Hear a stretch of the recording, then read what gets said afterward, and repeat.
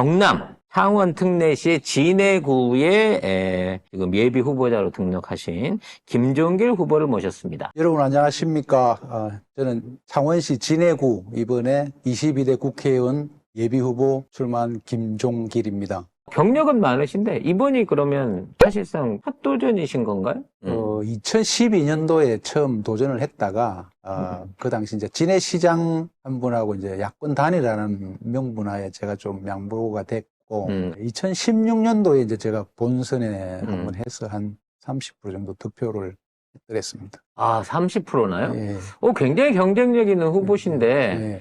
그러면 벌써 그때 이후로도 12년이 지났는데 그동안은 그럼 왜 출마를 안 하셨나요? 저번 이제 2010년대 출마하고 이제 8년 지났는데 네. 중간에 2017년도, 18년도 예선 이기고 그다음에 지방선거에 제가 지역위원장으로서 모든 승리를 이끌어냈습니다. 네네. 자, 그러면 우리가 김종길 예비 후보에 대한 좀 인간적인 면 어떤 분이신지 이 압박 면접을 통해서 부드럽게 한번 풀어가 보도록 할게요. 지금 이제 프로필상으로는 67년생으로 되어 계십니다. 맞으십니까? 예, 맞습니다. 예. 동안이세요. 아유, 감사합니다. 네, 축하드립니다. 예. 네. 근데 67년생 당시에 요즘 말하면 금수저, 훅수저 말하시면 어린 시절 생활은 어떠셨나요? 저는 참 이런 부분에 대해서 질문을 주시면은 네. 굉장히 참 힘듭니다. 대답하기가. 왜냐하면은 아버지 어머니 포함해서 9식구 속에서 이제 제가 셋째인데 사실 합천 산골에 네. 뭔 먹잇거리가 있어가지고 제대로 뭐 밥을 먹었겠습니까? 그때 시절 같으면 이제 사실 산업화가 본격화되기 이전이라 지역 경제도 굉장히 어려웠던 시절이었겠죠. 뭐 경제라기조차도 할 수 없는 그런 산골입니다. 네. 그런 산골에서 뭐 대가족 중에 네. 셋째로 태어나셔서 굉장히 어려운 유년 시절을 보내셨다고 봐야겠네요. 예. 그래서 저는 초등학교 졸업하고 그때만 해도 중학교 등록금을 내고 그렇게 다닐 때 이런 월사금 내고 다녔어요. 아, 내가 이걸 안다고 하면 안 되는데. 네. 그래서 그런 돈조차도 없어가지고 중2 때 범어사 내원함이라고 거기 이제 행자성으로 입적을 해서 공부를 하고파서 아. 예. 중2 때 중2 되셨군요. 예, 그렇습니다. 예. 왜냐면 제가 뒤에 있는 이력, 뭐 회계사부터 시작해서 이제 뒤에 대학 나오시고 이런 거는 당연히 쓰신 이력이니까 아는데 이게 그냥 유복한 집안에서 어떤 엘리트 코스를 밟아온 게 아니라 그 정도로 가정이 어렵고 말하자면 집을 떠나 출가를 해갖고 공부를 해야 될 정도로 어려우신 상황이었다는데 학력난을 보면 부산상고에서 고려대 경제학과를 가세요. 경영학과. 고려대 경영학과를. 예. 60년대에 태어나신 분이 그게 가능한 이건가요? 개인적인 말씀을 드리자면은. 자랑하세요, 이럴 때. 이럴 때 깔아드릴 때 자랑하셔야죠. 알겠습니다. 이제 중학교 가서 절에 이제 한 5개월 정도 생활만 하고 나왔거든요. 네. 나와서 이제 누나하고 이제 자취하면서 공부를 하게 됐는데, 그렇다고 뭐 또 그때 또 고등학교 가려면 돈이 없잖아요. 네. 그래서 이제 부산상고를 가서 이제 장학금 받고? 아니 그런 것도 아닙니다.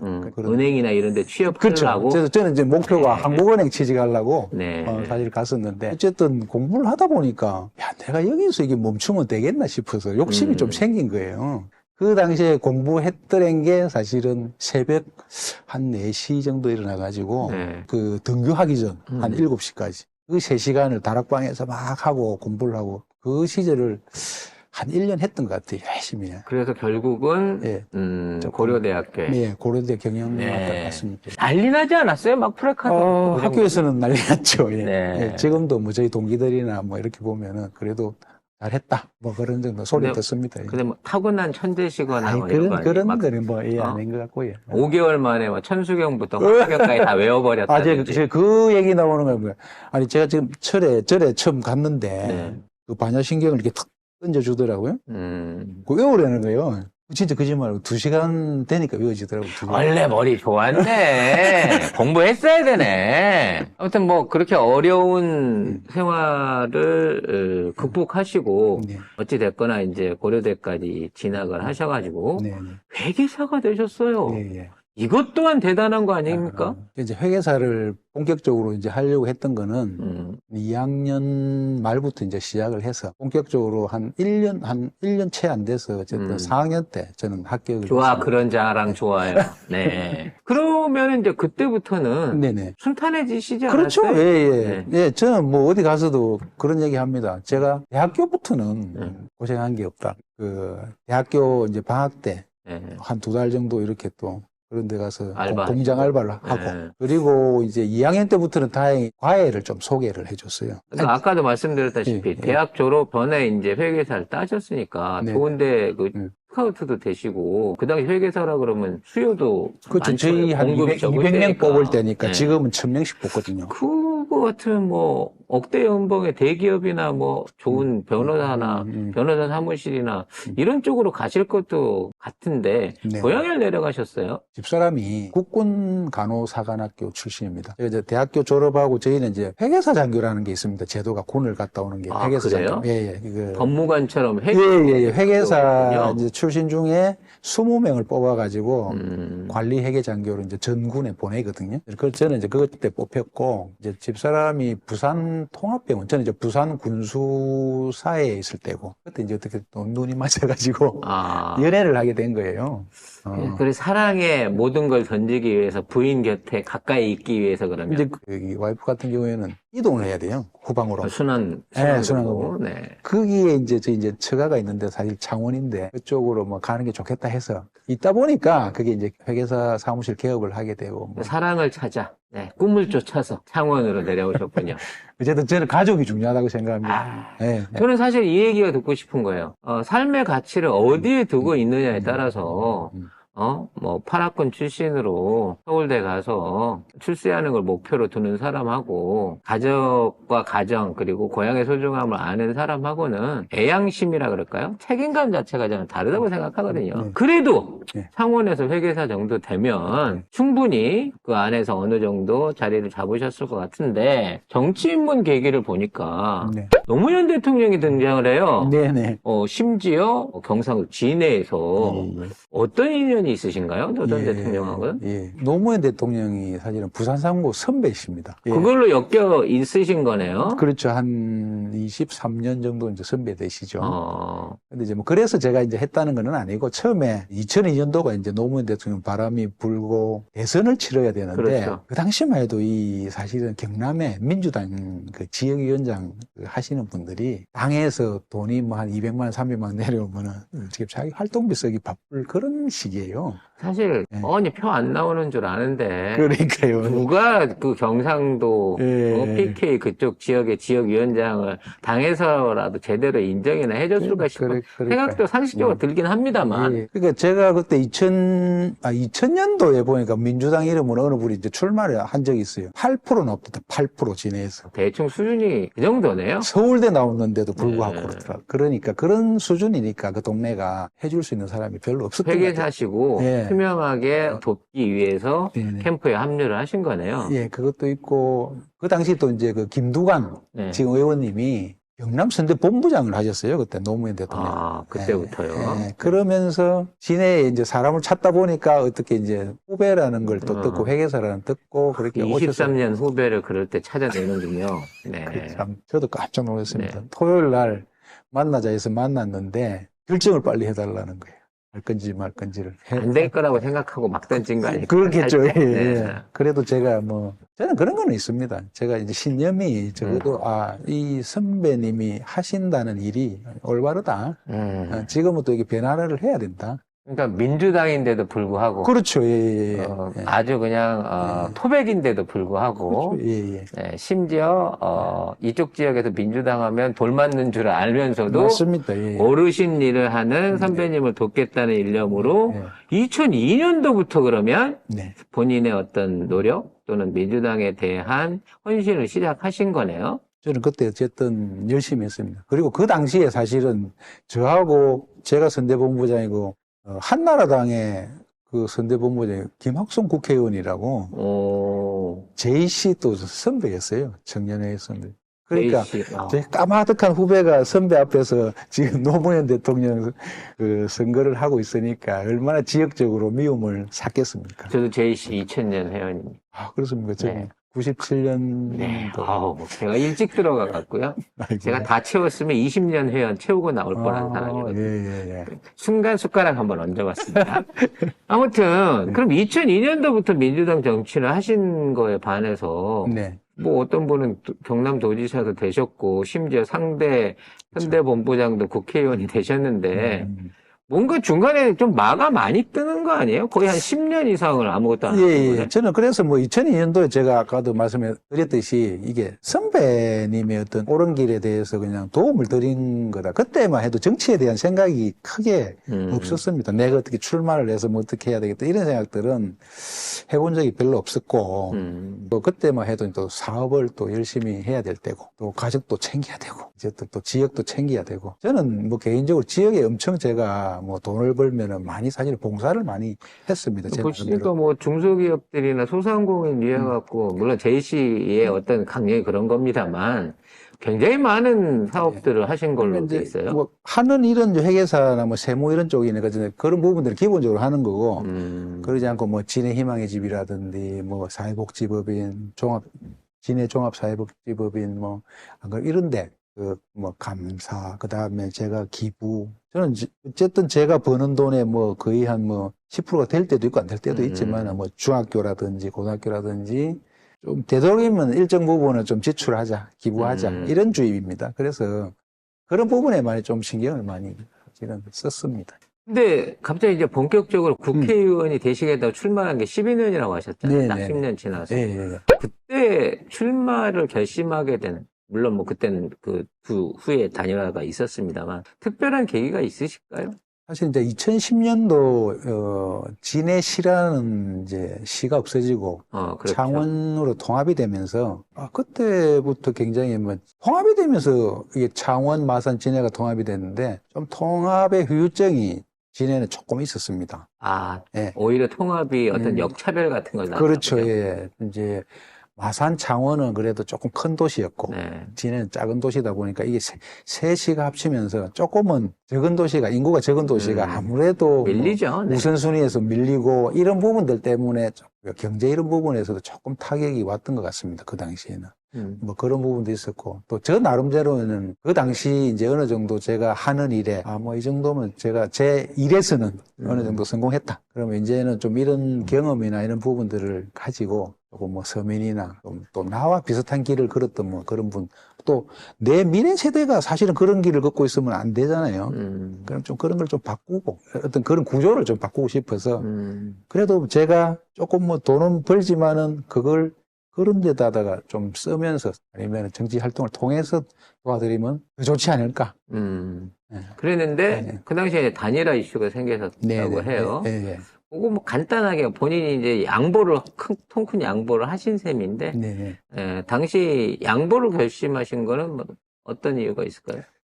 그 당시에 이제 제가 경선을 한 3번인가 4번 거치면서 이제 민주당 경선 한 번, 그다음에 그때 아마 통합진보당인가 한 번, 그 다음에 또 무소속하고 한 번, 또 이제 마지막에 사실은 이제 저는 이제 민주당 본선 후보가 됐고, 또 진해 시장을 3선을 거친 그 김병도 시장이라고 있었어요. 그분도 그 당시 나이가 70에 70.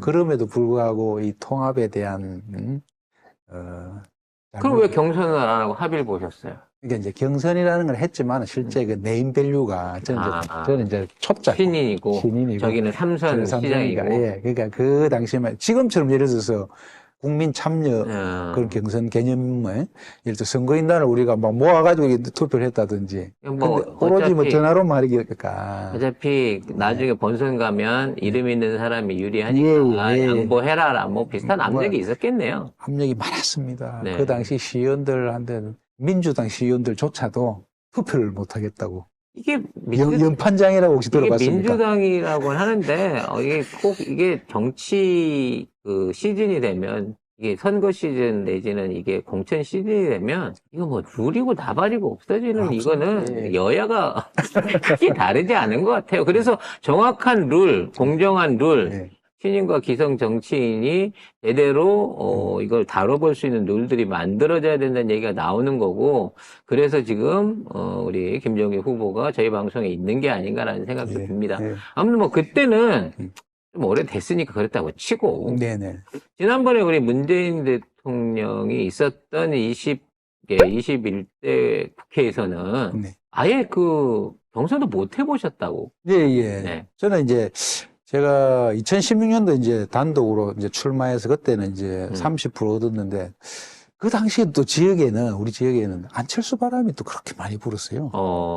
그래서 그 안철수 후보로 나온 분이 거의 한 18% 정도를 얻었으니까. 그러니까 1대1로 붙으면은 해볼만 한데. 지금 안철수 후보까지 해서 야권표가 갈렸어요. 예. 그래서 조금 저희는 이제, 저 같은 경우는 좀 덕을 못 받고, 지나고 또 제가 이제 지역위원장 하면서 2017년도에 문재인 이제 대통령 선대본부장을 했고, 그 당시에 그래도 지역에서 한 30년 만에 1%, 1,400표 차이로 이겼습니다. 아, 문재인 대통령이 경남에서 승리했던 유일한 지역이. 한 6군데가 됐는데, 그 중에 진해가 포함이 안 되다가 제때 포함이 된 거예요.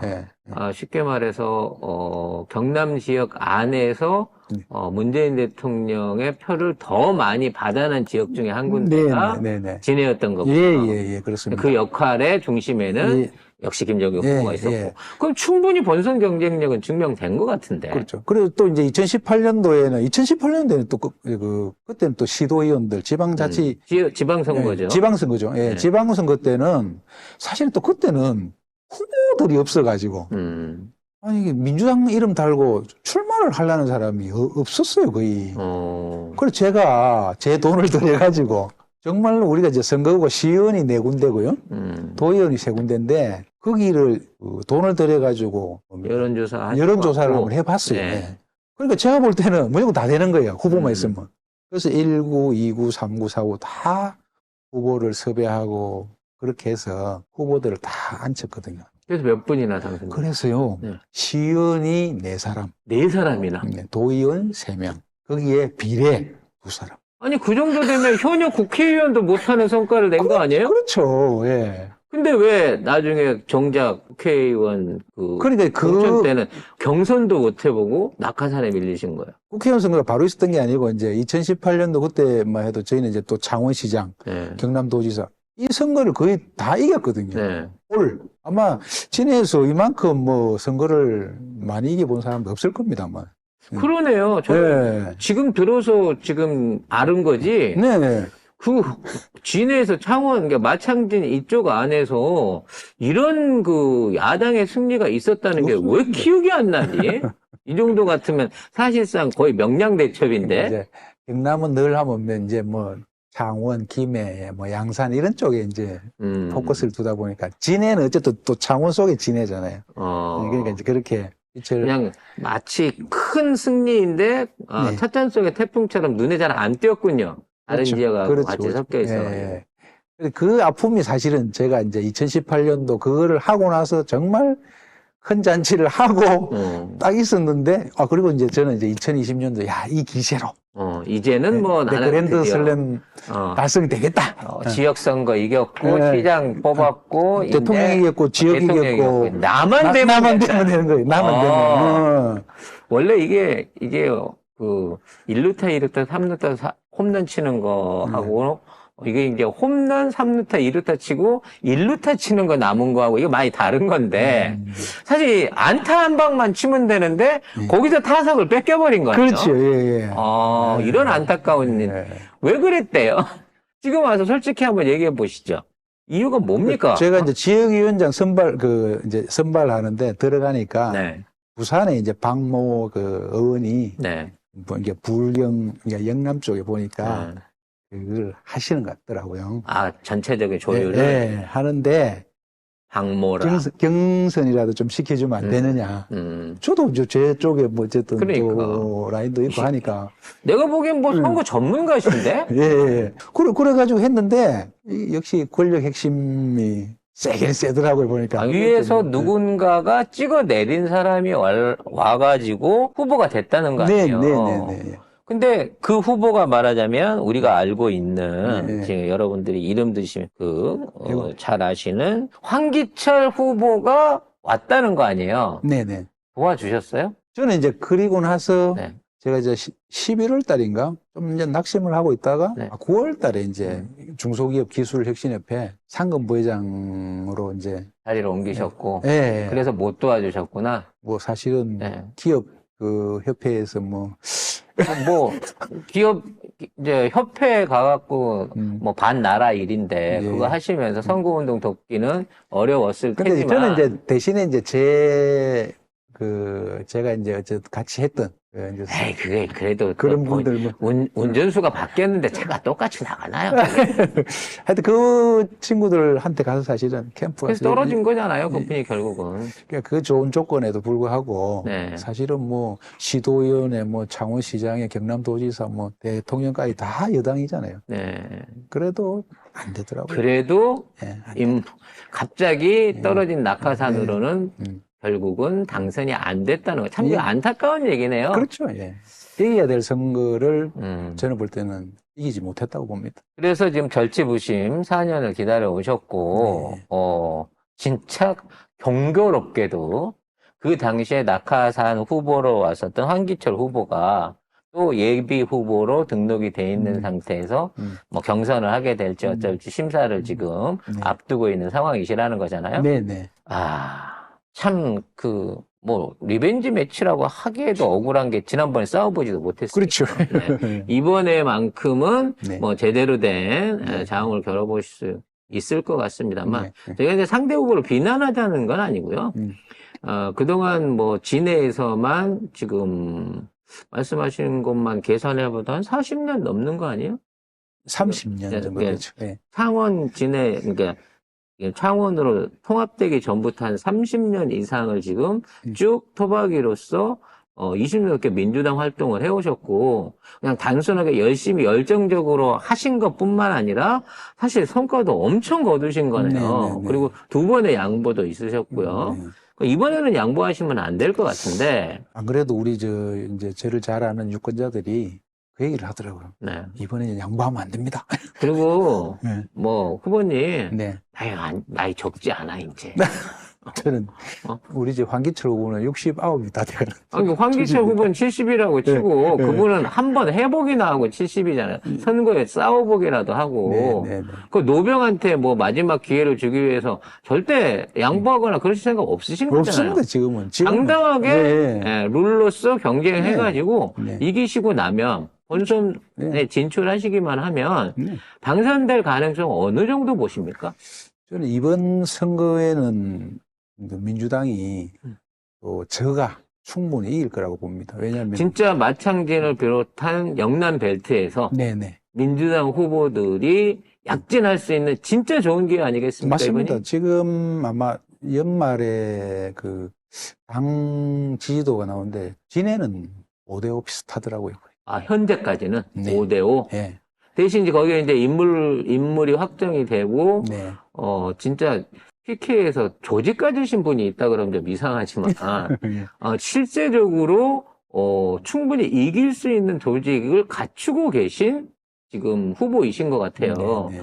저는 이제 조금 달리 보이는 게, 이런 얘기하면 제가 약간 오바라고도 얘기할 수 있겠지만, 이 김정일 후보가, 이번에 진해에서 후보가 될 수 있다고 치면 그 파급력이나 영향력들이 진해 이외 지역까지도 널리 보면 부산까지도 또 위로 가면 김해나 진영 이쪽 봉화 쪽까지도 미칠 수 있을 정도의 어떤 지역적인 영향력을 갖고 계신 분이라서 저는 꼭 이번에 통과를 하셔가지고 본선에 나오셨으면 하는 바람이거든요. 감사합니다. 예. 사실은 이제 지역에서 정말 좀 열심히 일하고 또 이걸 또 중앙에 전달하고 중소기업 기술혁신협회에서 또 상금부회장 한 3년 하면서 위에서 닦은 그 관록을 가지고 또 지역에 어떤 기업 경기라든지 투자 유치라든지 이런 데 또 힘을 써야 돼요. 그리고 또 지역이 살죠, 그래야지. 실질적으로 본인이 이제 캐치프레이즈를 경제 전문가로 거셨는데